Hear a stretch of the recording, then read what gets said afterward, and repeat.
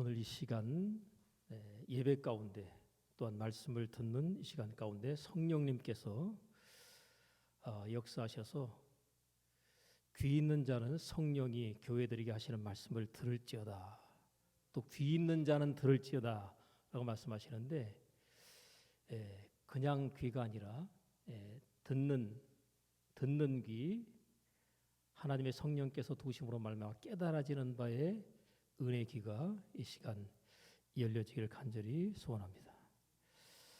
말씀을 전하는 자와 듣는 자 사이에 성령님께서 함께 역사해 주셔서 하나님께서는 모든 사람에게 다 은혜를 주시기 원하시지만 특별히 하나님께서 찾으시는 자, 은혜 받는 자가 딱 보면 정해져 있더라고요.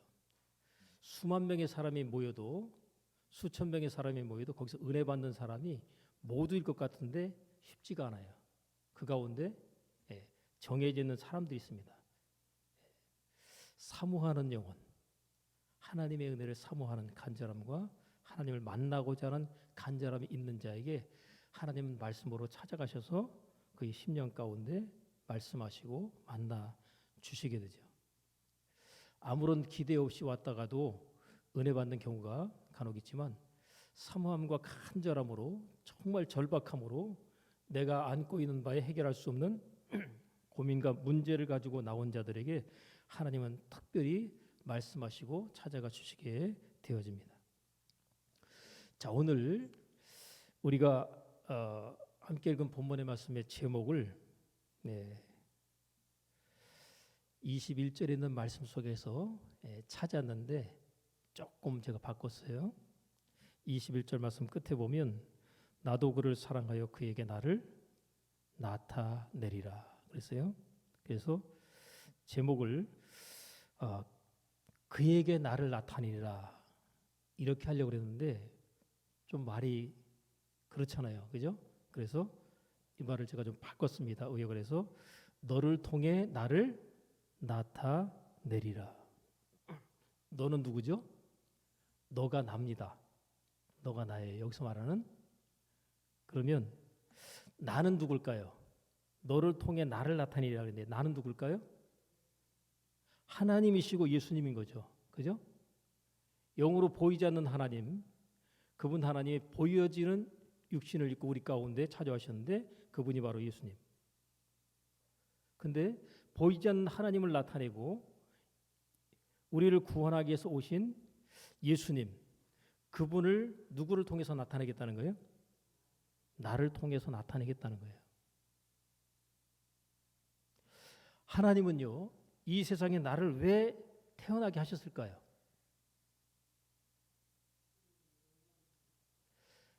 하나님께서 내 영광을 나타낼 자를 오게 하라. 내가 그들을 지었고 만들었느니라. 다시 말하면 하나님께서 나를 이 세상에 태어나게 하셔서 나를 통해서 하나님의 살아계심과 역사하심을 증거하시고 모든 사람들에게 알리시기 위해서 나를 이 세상에 태어나게 하셨다는 거죠. 이 사실 하나를 정확하게 깨달으면 나는 이 땅에 사는 날 동안 어떤 자로? 하나님의 영광을 나타낸 자로 살아가는 자다. 그 마음 하나 가지고 살아가면 여러분의 삶 가운데 하나님께서 여러분이 필요한 모든 것들을 채우실까요? 안 채우실까요? 당연히 채우시죠. 여러분의 인생과 삶 하나님께서 책임지실까요? 책임지지 않으실까요? 반드시 책임지시죠. 자, 너희는 먼저 하나님의 나라와 하나님의 의를 구하라. 그리하면 이 모든 것을 너에게 더하시리라 그랬죠. 자, 먼저 생각할 것이 있어요. 먼저 해야 될 것. 나는 하나님의 영광을 나타낼 자로 이 세상에 태어났다. 또 그 영광을 나타내기 위해서 나는 이 땅의 삶을 살아갈 것이다 라는 마음을 여러분들이 먼저 먹으시면 그 마음 먹은 이 중요한 사실 하나로 말미암아 하나님께 이 모든 것을 너에게 더하시겠다는 약속이 그대로 실현이 되도록 되어 있는 것입니다.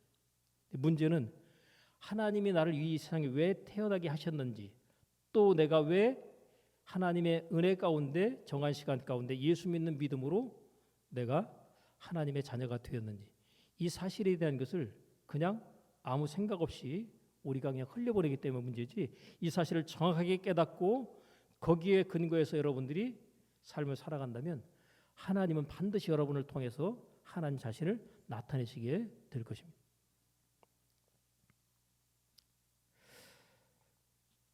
자, 우리가 하나님에 대해서 하나님을 상대로 신앙생활을 하잖아요.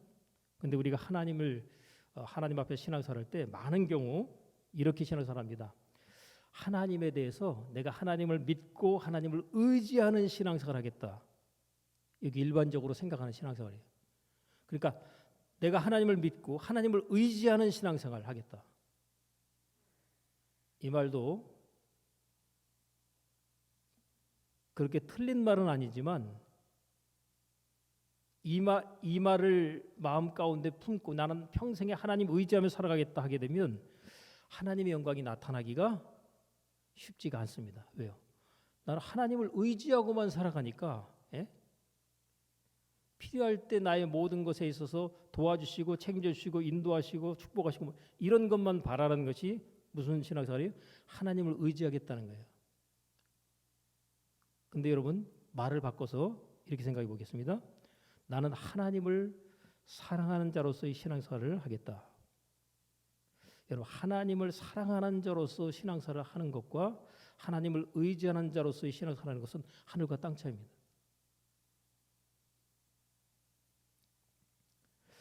여러분 내가 하나님을 사랑하면 하나님께서는요 우리에게 약속하신 대로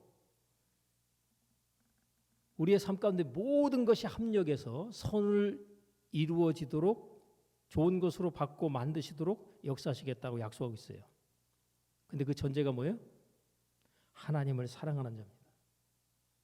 내가 하나님을 사랑하는 것이 확실하다면, 내가 하나님을 사랑하는 자로서의 삶을 살아가고 있다면 하나님은 내 인생과 삶 가운데 무슨 일을 만나든지 어떻게 하시겠어요? 만사 형통케 하십니다. 근데 그것의 전제가 뭐라고요? 하나님을 의지하는 자예요? 하나님을 사랑하는 자예요? 하나님을 사랑하는 자입니다. 하나님을 의지하는 자가 아니에요.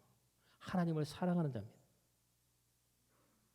우리가 하나님 앞에 신앙생활을 할 때 심각하게 고민해야 될 것이 뭐냐면 내가 하나님을 사랑하고 있는가라고 하는 사실을 점검하고 확인하는 일이 가장 중요합니다. 이것을 점검하고 확인하지 않고 신앙생활하면 하나님께서 내 인생과 삶 가운데 함께 하시는 역사와 결과들이 나타나지 않는 경우들이 굉장히 많다는 거죠. 그러면서 우리가 생각합니다. 왜 하나님이 내 인생과 삶 가운데 함께 하시는 것, 도우시는 것, 이끄시는 것, 역사하시는 결과들이 나타나지 않을까? 이유는 단 한 가지. 하나님을 의지한다라고 하는 신앙생활을 하고 있지만 정작 하나님은 마음 가운데 사랑하지 않는 거죠. 하나님을 사랑하지 않으면서 하는 신앙생활은 율법적인 신앙입니다. 예수님 당시에 모든 사람들 앞에서 신앙생활을 잘한다고 존경을 받았던 대표적인 대상들이 바리새인, 정말 하나님 앞에 구별된 자로서 신앙생활을 정말 잘한다고 하는 대표적인 사람들이 바리새인들인데 그들은 하나님을 사랑했을까 안 했을까요? 말씀을 나름으로는 철저절명하게 지킨다고 했지만 실제로 그 마음 가운데 하나님의 사랑하는 마음이 없었다는 거죠. 예수님 그것을 지적합니다. 회칠한 무덤이다. 그러니까 우리가 하나님 앞에서 신앙생활을 굉장히 잘하고 있는 모습을 얼마든지 보일 수 있어요. 근데 중요한 것은 하나님을 사랑하는 마음이 그 마음 가운데 없이 얼마든지 외형적으로 신앙생활을 잘하는 모습을 사람들에게 나타내 보여줄 수 있다. 그러면 사람들이 말합니다. 야, 저분 신앙생활 굉장히 잘하신다. 굉장히 믿음이 좋다고 얘기할지 모르지만 그 마음 가운데 하나님을 사랑하는 마음이 없으면 헛것입니다. 자, 우리가 하나님에 대해서 한마디로 정의해서 성경에서 뭐라고 얘기하냐면 하나님은 뭐다? 사랑이시다. 하나님이 사랑이시래요. 그 사랑이신 하나님께서 우리에게 사랑을 나타내 주셨는데 사랑은 여기 있으니 우리가 하나님을 사랑하는 것이 아니고 오직 하나님이 우리를 사랑하사 그 아들을 화목제로 우리에게 보내셨습니다. 그러니까 하나님이 사랑이신데 사랑이신 하나님께서 그 사랑의 행동을 뭐로 나타내셨어요? 하나님의 아들 독생자를 이 땅에 우리에게 십자가의 죽음으로 말미암아 우리 죄를 해결해 주실 해결자의 구원자로 우리에게 보내셨다는 거죠. 그래서 결국 그분이 우리 죄 때문에 십자가에 죽으십니다. 그리고 다시 우리를 의롭다 하시기 위해서 부활하시죠. 우리가 너무나도 잘 알고 있는 말씀, 하나님이 세상을 이처럼 사랑하사 독생자를 주셨으니 이런 저를 믿는 자마다 멸망치 않고 영생을 얻게 하심이니라. 자, 이 말을 통해서 보면 하나님이 세상을 사랑하셨대요. 그래서 독생자를 보내셨답니다. 그 세상에 누가 포함이 되어 있을까요?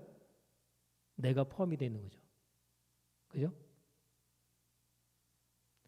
세상 가운데 많은 사람들 중에서 나를 사랑하셔서 택하여 하나님의 자녀 되게 하신 거죠. 하나님의 이와 같은 선택에 대해서 우리가 굉장히 큰 은혜와 감격을 느끼게 됩니다.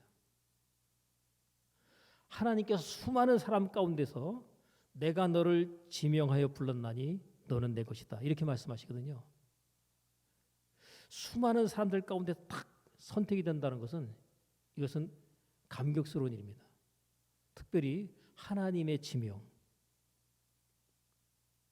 높은 지위와 권위를 가지고 있는 자가 누군가를 딱 지명해서 내가 너를 통해서 나의 영광을 나타내겠다 할 때 이 얼마나 큰 은혜와 감격입니까?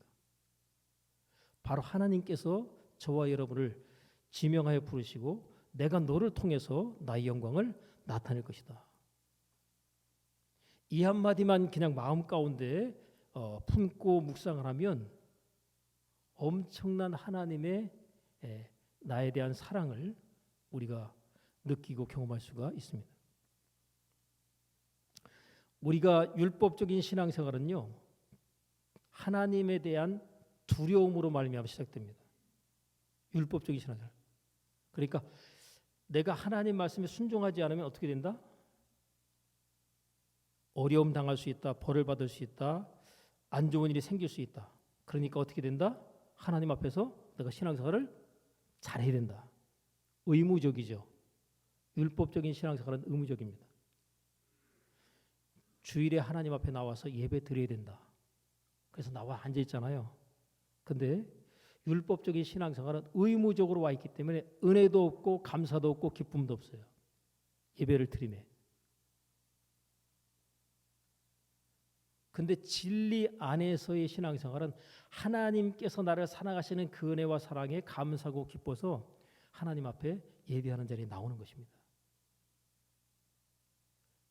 여러분, 하나님 앞에 예배드리러 나오는 데에 있어서 여러분이 기대감을 갖고 야, 이제 주일이 가까워졌는데 이제 하나님 앞에 내가 예배하러 가야 되겠다.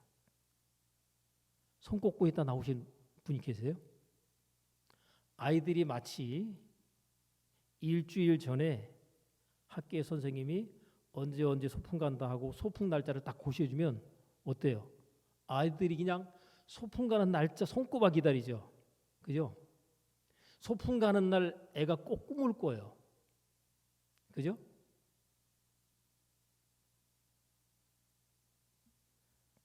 남들 다 소풍 갈 때 늦어가지고 소풍 못 따라간다든지 뭐 이런 거. 그래서 소풍 가는 날은 그 다른 날은 학교 가는 날, 일반적으로 학교 가는 날은 애가 일찍 일어날까요? 늦게 일어날까요? 막 이제 일어나라 해서 막 그냥 해서 일어나는데 소풍 가는 날은요. 여러분 깨울 필요가 없어요. 소풍 가는 날은. 애가 벌써 일찍 일어났어요. 그래서 엄마 뭐해? 근데 김밥 산다. 김밥 사는데 그거 쳐다보고 있어요. 가서 더 자 그러는데 앉아요. 잤다가 못 일어나면 소풍 못 갈까 봐. 소풍 가는 그 날에 대한 기대감. 여러분 주일날 오늘 예배 참석하려는데 자다 깨가지고 아이고 아직 시간이 안 됐네. 이러신 분 계세요? 거의 없을걸요? 우리가 우리 자신도 모르는 가운데 신앙생활 자체가 하나님을 사랑하러 말미암은 신앙생활이냐 의무적인 신앙생활로 퇴색되고 변질돼 가는 그런 상황들이 우리의 삶 가운데 자리 잡고 있지 않은가 다시 한번 생각해 봐야 됩니다. 그래서 다시금 내가 하나님께서 나를 사랑하시는 그 사랑에 감사하고 감격해서 하나님을 사랑하는 그 사랑의 마음으로 내가 하나님 앞에 나가서 예배하는 그것에 대한 사모함과 간절함으로 여러분이 하나님 앞에 나와서 예배를 드리실 수 있어야 됩니다.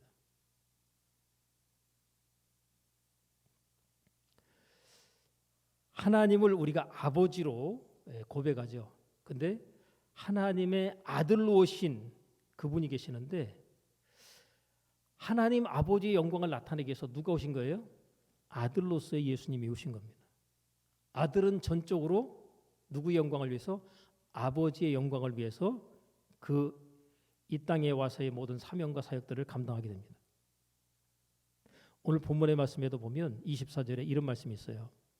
나를 사랑하지 아니하는 자는 내 말을 지키지 아니하나니 너희의 듣는 말은 내 말이 아니요 누구의 말이라는 거예요? 나를 보내신 아버지의 말씀이니라. 지금 하나님의 아들로 오신 예수님이 지금 말하고 있는데 내 말은 나의 말이 아니라 누구 말이라는 거예요? 나를 보내신 아버지의 말씀이라는 거예요. 그러니까 아들을 통해서 하나님의 아들로 오신 그분을 통해서 전달되진 그 말이 하나님 아버지의 뜻을 전달하고 아버지 하나님의 사랑을 나타내기 위해서 하시는 바의 말이고 행동이라는 거죠. 때문에 아버지는 전적으로 아들을 통해서 영광을 받습니다. 그래서 하나님 아버지를 높이고 영광을 나타내기 위해서 아들로 쏘신 그분은 마치 아담에게 돕는 배필로서의 하와가 있었잖아요. 근데 돕는 배필의 역할을 하와는 실패를 했습니다. 근데 하나님 아버지께 영광을 돌리기 위해서 하나님의 아들로 쏘신 예수님도 역시 무슨 역할이에요? 돕는 배필의 역할을 하시는 겁니다. 아담 안에서 누가 나왔어요? 하와가 나왔죠. 하와가 나와서 돕는 배필 역할을 감당하죠. 근데 돕는 배필 역할을 실패하죠. 자, 하나님에게서 나오신 분이 계시는데 독생에 가신 예수님이 바로 하나님 안에서 나오셨죠. 그죠? 하나님에게서 나오셨어요.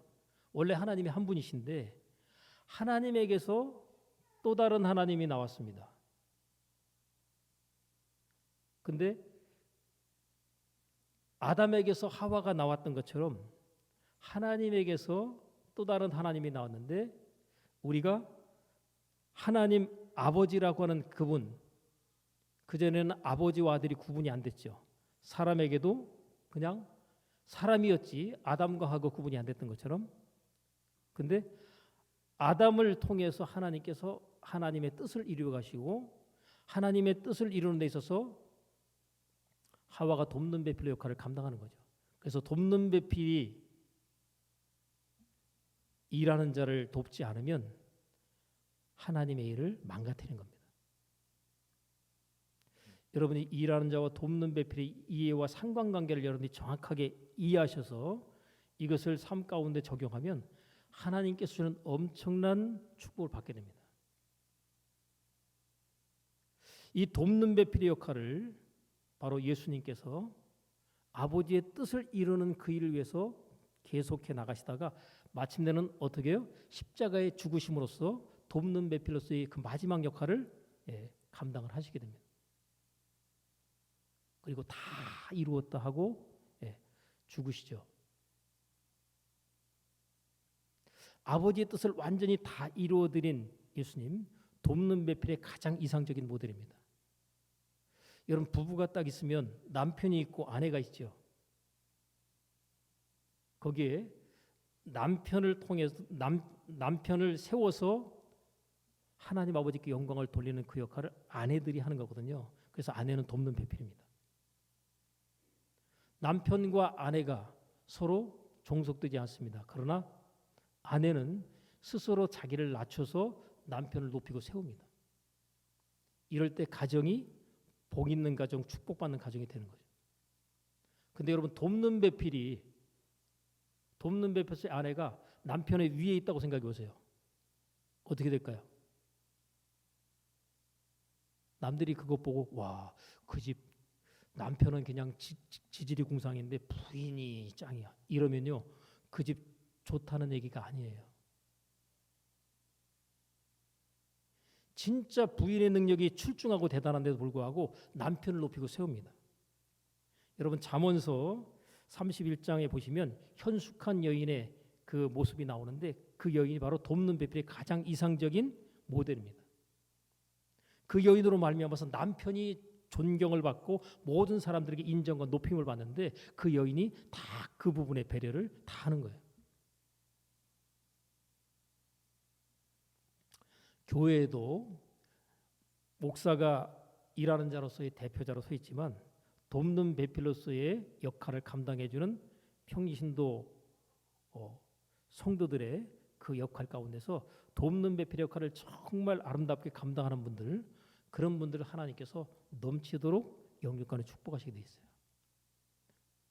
그러니까 내가 어떤 위치에 있는가를 여러분 잘 이해하셔야 됩니다. 이 원리를 따라서 여러분 세상으로 딱 나가보면 사장이 있으면 누가 있어요? 직원이 있죠. 그럼 직원은 뭐예요? 돕는 배필이에요. 이 돕는 배필인 직원이 일을 잘 해주지 않으면 사장의 일을 갖다가 정말 내 일처럼 생각하고 도와주지 않으면 그 가게나 그 회사는 얼마 오래지 않아서 문 닫게 됩니다. 근데 직원들이 내 일처럼 여기고 그 가게나 그 회사를 위해서 정말 열심히 수고해 주게 되면 어떻게 돼요? 그 회사가, 그 가게가 번성하게 되죠. 그럼 나중에 어떻게 될까요? 그 회사를 번성케 하는데 기여한 그 사람이 나중에 뭐예요? 사장이 됩니다. 직원으로 있던 사람이 사장이 돼요. 근데 그런 마인드가 없이 그냥 내가 남 밑에서 일하는데 적당히 일해주고 그냥 월급이나 받으면 되지, 이런 사고를 가지고 있는 사람 나중에 사장 될까 안 될까요? 평생 그냥 남 밑에서 그냥 그것만 하고 있는 거예요. 그래서 여러분 돕는 배필의 역할을 잘 감당하면 성경에도 보면 예수님께서 하나님의 본체신데 그분께서 스스로를 낮춰 육신을 가지고 종의 모습으로 이 땅에 오셨잖아요. 그 십자가에 죽으셨어요. 죽는 걸로 끝나는 게 아니라 하나님 아버지께서 예수님을 어디로요? 하나님 아버지의 보좌로 높이 올리셔서 하나님 아버지와 함께 영광을 받으시는 자리에 올리시게 됩니다. 그래서 여러분 이 남편을 잘 도와서 남편을 세우게 되면요, 도대체 이렇게 남편을 잘 섬기고 또 세워준 그 아내가 누군가 굉장히 사람들이 궁금해요. 보이지 않는 가운데 섬기고 수고했지만.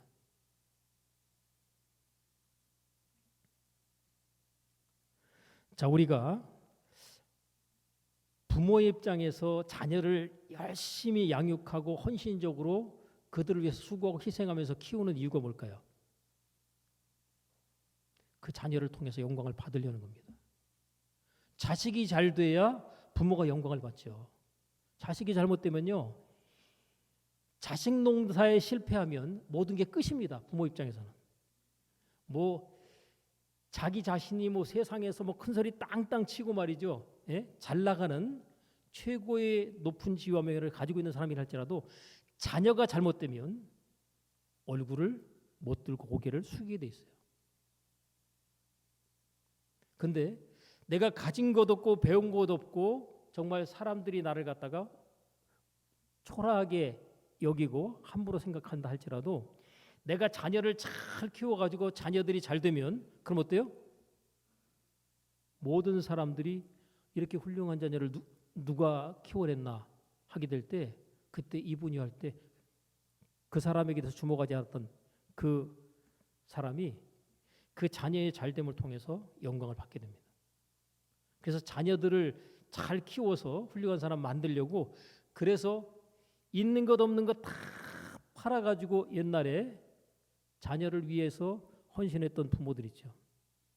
그 부모들의 결과로 자녀들이 장성해서 훌륭하게 되는 것이죠.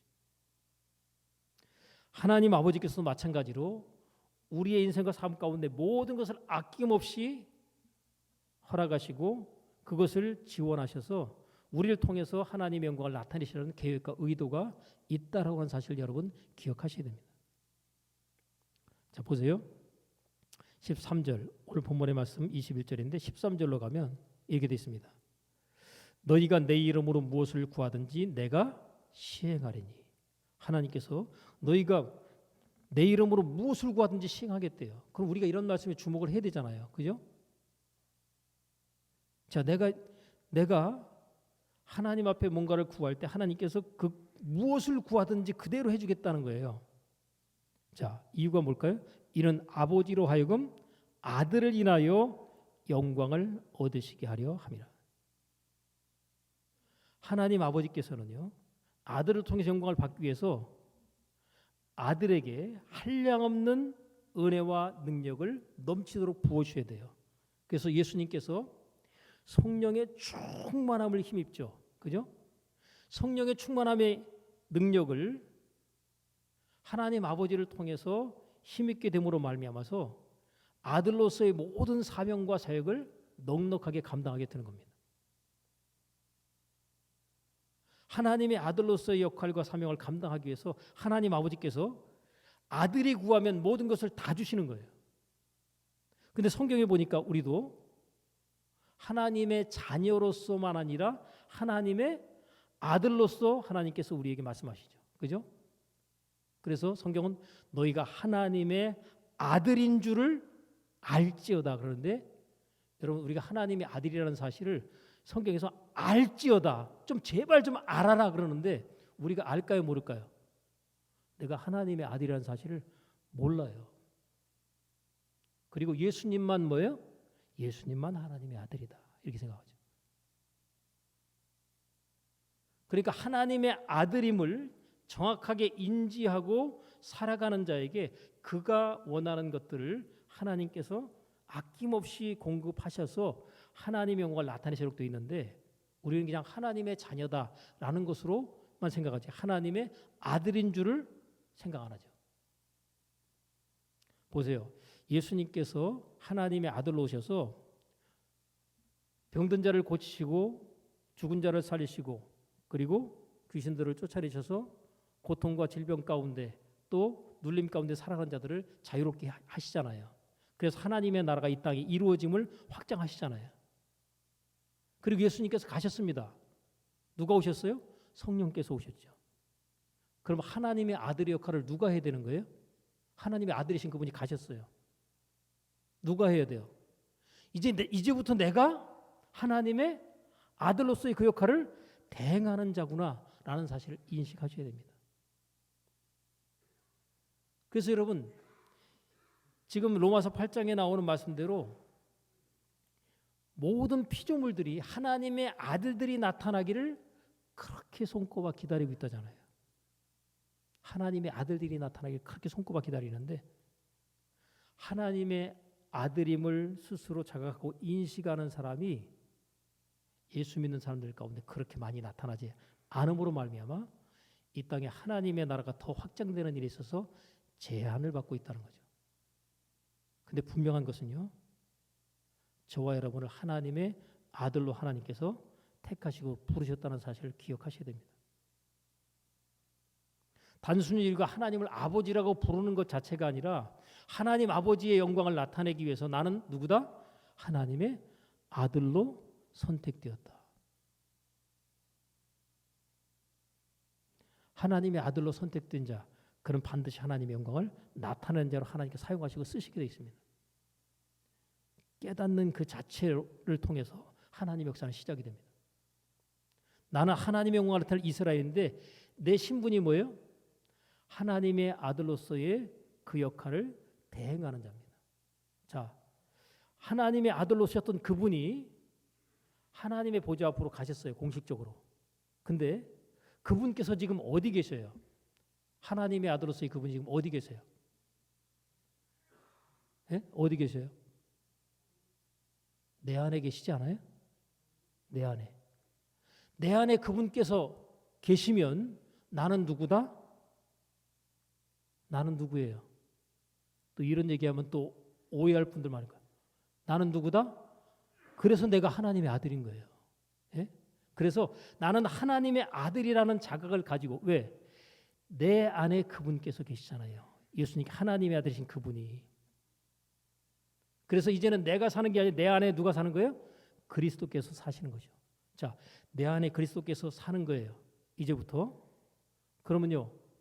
아들인 그를 통해서 하나님께서 뭐 하시겠어요? 자기 영광을 나타내도록 하시는 겁니다. 그러니까 내가 누구라고 하는 사실에 대한 사실을 정확하게 인지하면 하나님께서 나를 통해서 하나님의 역사를 이루시고 나타내시게 되는 거죠. 자, 아들로신 예수님은요. 하나님 아버지를 정말 사랑하셨죠. 왜요? 하나님 아버지와 아들로서의 예수님은 어떤 관계예요? 하나입니다. 나와 아버지는 뭐예요? 하나이니라. 이 얘기했더니 유대인들이 돌로 쳐서 죽이려고 하잖아요. 예? 하나님을 못 오겠다고. 네가 무슨 하나님과 하나냐? 저와 여러분이 지금 하나님과 뭐예요? 하나 되어 있는 거예요. 하나님의 아들 되신 그분이 지금 내 안에 있잖아요. 그럼 나와 하나님의 아들로서 오신 그분은 뭐예요? 지금 하나로 같이 있잖아요. 그래 안 그래요? 또 그렇게 생각 안 하려고 그러죠. 또 예? 내가 이미 딴 생각 이제까지 그런 생각을 해본 적도 없는데 그렇게 얘기하는 게 이게 많다 하는데 하나님께서 그러죠. 임마누엘 하나님께서 우리와 함께 계시다 그랬죠. 어떻게 함께 계셔요? 지금 내 안에 나와 함께 계시는 겁니다. 예수님께서 내가 세상 끝날까지 너희와 항상 함께 있으리라. 어디서 함께 계셔요? 내 안에 들어오셔서 나와 함께 계시겠다고 약속하셨고 또 지금 현재 계시고 있습니다. 근데 내가 계시다는 사실을 생각하고 살아요? 안 생각하고 살아요? 안 생각하고 사는 거예요. 그죠? 내 안에 예수님이 계시다. 그분께서 나를 통해서 하나님 아버지께 영광을 돌리는 삶을 살기를 원하신다. 내가 주인으로 살면 하나님의 영광이 안 나타나지만 예수님께서 내 인생과 삶의 주인으로 주인 교체를 정확하게 해주면 그때부터 하나님 아버지께 영광 돌리는 삶이 삶 가운데 나타나겠죠. 이 생각이 중요합니다. 내가 누구인가에 대한 하나님이 나를 어떻게 생각하고 계시는가에 대한 이 생각을 하는 게 중요한 것이죠. 그래서 오늘 본문의 말씀에 보면 나의 계명을 가지고 뭐 하는 자라야? 지키는 자라야 사랑하는 자니. 그랬죠. 자, 그러면 15절의 말씀을 한번 보십시오. 너희가 나를 사랑하면 나의 계명을 어떻게 하리라? 지키리라. 여러분, 하나님을 사랑하면 하나님의 계명을 지키는 게 어렵겠어요? 쉽겠어요? 너무 쉬운 거예요. 근데 안 사랑하면 주님 제가 주님을 믿습니다. 이 사람 하나님 안 사랑하는 사람이에요. 하나님 사랑하는 사람은 굳이 하나님을 갖다 믿는다고 힘줄 필요가 없어요.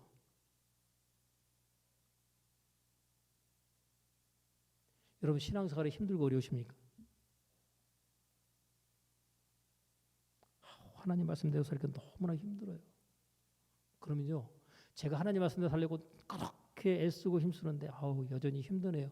그러면 우리가 볼 때 저건 신앙생활 굉장히 힘들고 어렵게 그러면 신앙생활 굉장히 열심히 하는 것처럼 보여요. 여러분 전문가와 비전문가가 있는데 전문가를 다른 말로 말하면 프로라고 그래요. 비전문가는 뭐예요? 아마추어입니다. 전문가는 굉장히 어떤 일을 해도 쉽게 해요. 왜? 너무나 잘 아니까. 근데 아마추어인 비전문가는요. 어떤 일을 할 때 쉽게 할까 어렵게 할까요? 굉장히 어렵게 합니다. 그래서 전문가가 가가지고 딱 보잖아요. 하는 거 보면 참 힘들게. 그러면 가서 얘기해 주죠. 이렇게 하고 이렇게 하고 이렇게 보세요. 그러잖아요. 탁탁탁 시키는 대로 하잖아요. 그러면 아이고 이렇게 쉬운 것을 몰랐죠. 그죠? 전문가는 알고 비전문가는 모르는 거예요. 그래서 뭐 하나 고장나도 그 고장난 것에 대해서 이해가 되는 사람은요, 고장난 거 쉽게 고쳐버립니다. 근데 그걸 전혀 모르는 사람은 고칠까 못 고칠까요? 전문가의 도움을 받지 않으면 못 고치는 거예요. 그냥 불편한 대로 삽니다. 하다못해 전기 하나 나가도 전기 고치는 사람 불러오지 않으면 그냥 껌껌하게 그냥 불편하게 힘들게 그렇게 살 수 있어요. 근데 내가 그걸 고칠 줄 안다. 그럼 전구만 사다가 그냥 끼우거나 갈거나 잠깐 손을 보면 돼요. 불편하게 살 필요가 있다 없다? 없다. 우리가 예수 믿으면서 굉장히 힘들고 어렵고 불편하게 굉장히 많이 살죠. 왜 그럴까요? 하나님을 사랑하면 하나님께서 그 인생과 삶 가운데 그가 물질이 필요하다면 물질에 대해서 하나님께서 책임지십니다. 건강에 대해서 문제가 있다면 하나님께서 고치시는 것 어렵지 않아요. 결국 우리가 고민하는 모든 문제에 대한 해답은 뭐다? 하나님을 내가 사랑하고 있는가 사랑하지 않는가 이 부분에서 점검을 하시면 됩니다. 내가 하나님을 사랑하는 것이 맞다면 하나님은 합력해서 내 인생 가운데 선을 이으시고 무슨 일을 만나든 형통케 하실 것을 확실히 알기 때문에 걱정할 거 없어요. 내 삶 가운데 안 좋은 일처럼 다가오는 일들 있잖아요. 그거 좋은 일이에요. 나중에 틀림없이 좋은 일로 바뀝니다. 왜요? 내가 하나님을 사랑하는데 나에게 나쁜 일이 있을 수가 없는 거죠.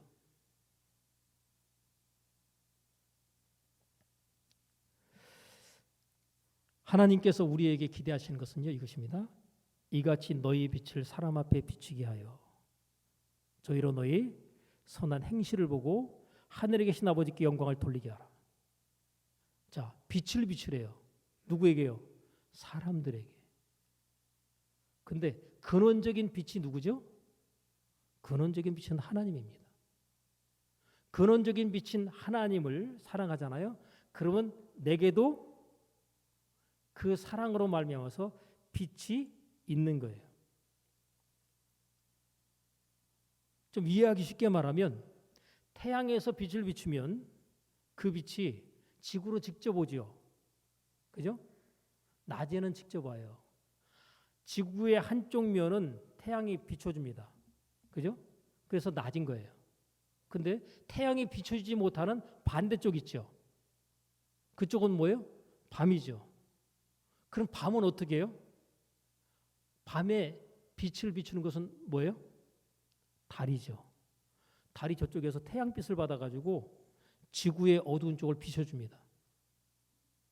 그래서 밤인데 그래도 낮하고는 비교될 수 없지만 그래도 밤에 우리가 보름달이 환하게 비추면 길을 걷고 활동하는데 큰 어려움이 없을 정도로 빛이 비추어지죠. 우리는 어떤 빛일 것 같아요? 달과 같은 빛이라고 이해하시면 됩니다. 하나님께로부터 빛이 왔어요. 그럼 우리는 뭐 하면 돼요? 그냥 빛을 받아서 반사해서 비춰주는 거죠. 태양으로부터 온 빛을 달이 받아가지고 지구의 어두운 쪽에다 비춰주는데 우리도 마찬가지입니다. 하나님께로부터 받은 바의 빛을 어디에요? 세상 가운데 누구에게로부터요? 사람에게 비추라는 거죠. 여러분, 그 빛을 비추는 게 어려워요? 쉬워요? 어려워요. 왜 어려울까요? 어려움의 원인은 하나님을 사랑하지 않기 때문에 어려운 거예요. 하나님을 사랑하는 자는요, 그 사랑하는 마음 가운데 그의 말과 행실과 삶을 통해서 뭐가 나가요? 빛이 나가게 돼 있어요. 그 사람들이 반드시 그 빛을 보게 됩니다. 그 빛이 뭐라고요? 너희의 선하고 착한 행실, 이게 빛이에요. 그 빛을 비추라는 거예요. 누구에게요? 사람에게. 그러면 누가 영광을 받아요? 하늘에 계신 아버지께서 영광을 받으시는 거예요. 그러면 내가 하나님을 사랑하면 나를 통해서 하나님의 말씀에 순종하는 것이 자연스럽고 쉬워지고 하나님 말씀에 순종하는데 하나님을 사랑하라고 말씀하지만 내 이웃을 내 몸처럼 사랑하라잖아요. 그럼 하나님의 사랑이 내게 충만하게 부어지면 이웃 사랑하는 게 어렵겠어요? 쉽겠어요? 그것도 쉬워집니다. 하나님의 사랑이 내게 차고도 넘쳐버리면 원수까지도 사랑하는 그 일이 가능해집니다. 그게 내 능력이 아니라 하나님의 능력이 나로 하여금 그것을 가능하게 하는 거죠. 그래서 여러분, 내가 누구다라는 사실을 기억하시고 내가 하나님을 사랑하는 그것에 대한 점검을 하셔서 하나님의 사랑이 내게 임하였음을 확증하셔야 됩니다. 이사야서 60장에 보면 이렇게 돼 있죠. 일어나라, 뭐하라? 빛을 발하라. 이는 내 빛이 이르렀고 여호와의 영광이 내 위에 임하였음이니라. 일어나서 뭐하라는 거예요? 빛을 비추라는 거예요. 여러분, 빛을 비추라는데 이는 내 빛이 이르렀다는 거예요. 하나님께로부터 온 빛이 우리에게 이미 임하여 있다는 거죠. 그러니까 내가 뭐 하면 돼요? 내가 빛을 비추면 됩니다. 근데 표현 자체가, 빛을 비추라는 표현 자체가 일어나라 빛을 발하라 돼 있죠. 앉아 있으면 빛이 나갈까 안 나갈까요? 덮여 있는 거죠. 가려 있는 거죠. 일어나면 어떻게 돼요? 그 빛이 발산이 되는 거예요. 하나님의 사랑을 내가 인지하고 내가 하나님의 그 사랑을 나타내는 자로 내가 말하고 행동하는 그런 어떤 시도를 하기 시작하면 그때부터 빛이 나갑니다. 말을 통해서, 행실을 통해서 그 빛이 전달이 되는 거예요. 그것을 보면 사람들이 하나님이 정말 살아계시고 역사하시는구나 하는 사실을 사람들이 알게 됩니다. 그래서 우리가 전도라고 하는 것 가운데 가장 중요한 것은 뭐냐면요, 내가 하나님을 사랑하는 자라는 사실이 확신이 되어지면 그때부터 나를 통해서 빛이 나가게 됩니다. 나의 주변으로. 그래서 그 빛을 가장 먼저 확인하는 사람이 가족인 거예요. 사실 전도하는데 가장 힘들다고 하는 것이 무슨 전도예요? 가족 전도죠. 그죠? 근데 왜 가족 전도가 어려울까요? 다른 사람은 속일 수 있어도 누구는 못 속인다? 가족은 못 속이잖아요. 다른 사람들한테는 막 세상에 이렇게 좋은 분 없다 그러는데 집에서는요, 인정이 안 돼요. 가족들한테는 인정이 안 돼. 그러니까 어떤 분들은 가족 전도를 못하고 다른 바깥에 있는 분들 전도는 열심히 하셔. 왜 그럴까요? 사람들에게 빛을 비추는데 하나님, 나를 통해서 가족들에게 하나님의 사랑이 빛이 비춰지게 하옵소서. 그 빛을 보는 사람은 어떨까요? 하나님께 영광 돌립니다. 당신 보니까 누가 계시다는 거예요? 하나님이 계신 걸 내가 확실히 알겠다. 근데 감춰져 있는 빛이에요. 여러분, 감춰져 있고 덮여져 있는 그 빛을 갖다가 여러분 열어 제끼고 하나님의 사랑의 빛을 비춰내셔야 돼요. 그러면요, 그 빛을 보고 모이게 되십니다.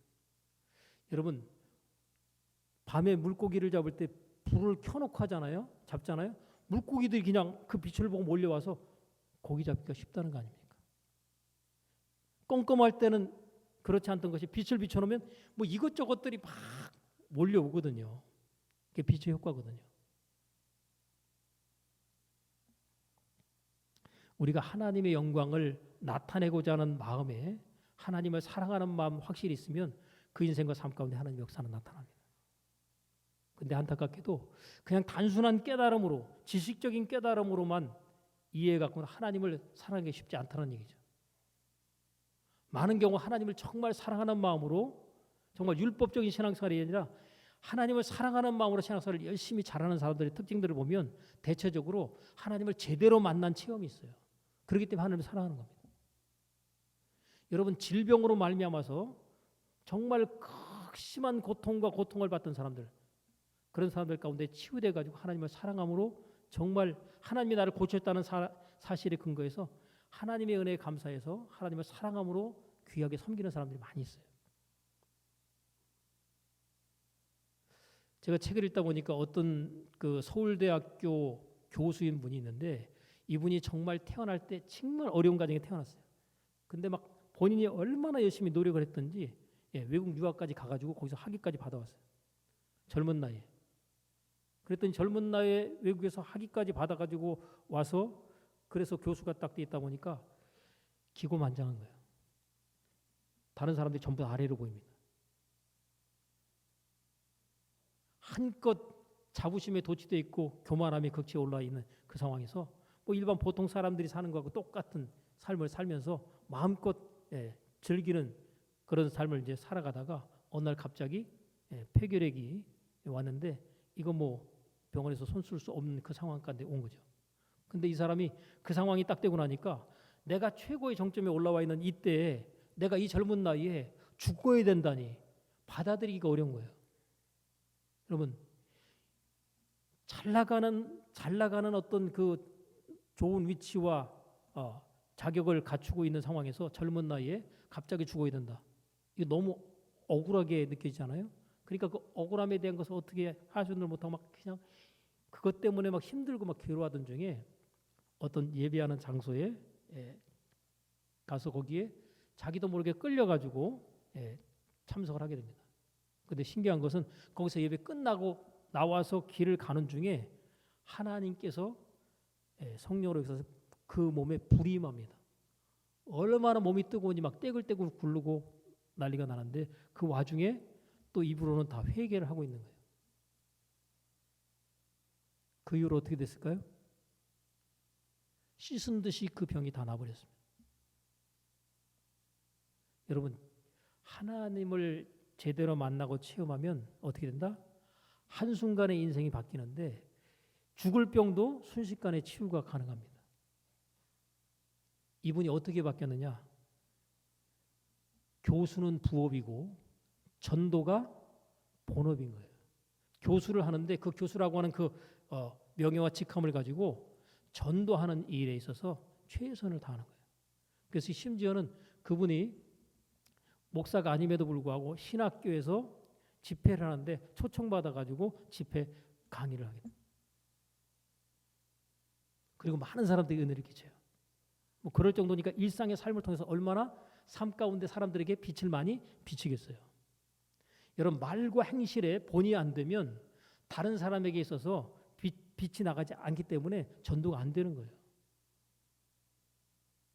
그러니까 우리가 하나님의 은혜를 제대로 체험하면 그 사람의 삶이 송두리째 다 바뀌어버립니다.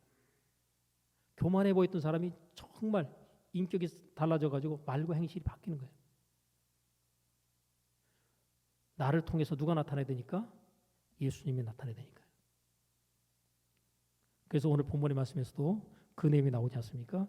나의 계명을 가지고 지키는 자는 나를 사랑하는 자니 나를 사랑하는 자는 내 아버지께 사랑을 받을 것이요 나도 그를 사랑하여 그에게 나를 나타내리라. 그러니까 나를 통해서 여러분을 통해서 하나님이 예수님이 나타나지는 것이 이게 하나님께서 원하시는 우리들의 신앙생활인 거죠. 우리의 마음의 소원 가운데 하나님 나를 통해서 하나님이 나타나고 나를 통해서 예수님이 증거되게 하옵소서. 이 기도 제목과 소원을 우리가 하나님 앞에 기도로 구하고 하나님의 사랑이 내게 넘치도록 부어지게 해달라고 구할 때 하나님께서 하나님의 나를 사랑하신 그 사랑을 깨닫게 하시고 그 은혜와 그 사랑의 깨달음을 나의 삶을 통해서 사람들에게 비춤으로 말미암아 하나님의 영광을 나타내는 은혜와 축복의 도가 바로 저와 여러분들을 통해서 이루어지며 나타나게 될 줄로 믿습니다. 기도하겠습니다. 하나님 아버지, 내가 이 세상에 태어난 이유, 또 삶을 살아가는 삶의 이유와 목적이 나를 통해서 하나님을 나타내고 예수님을 증거하기 원하시는 바의 삶일진데 하나님, 이 사실 깨닫고 마음 가운데 품고 나를 통해서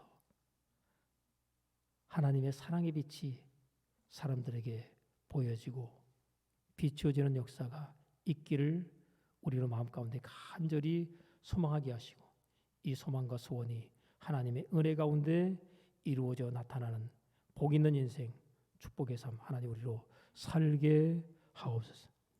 예수님의 이름으로 기도합나이다. 아멘.